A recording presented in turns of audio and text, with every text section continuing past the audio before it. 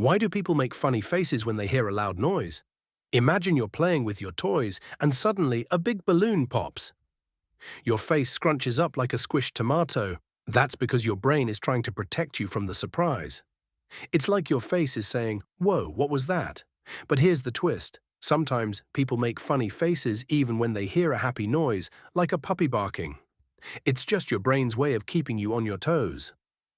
So next time, try making a silly face back.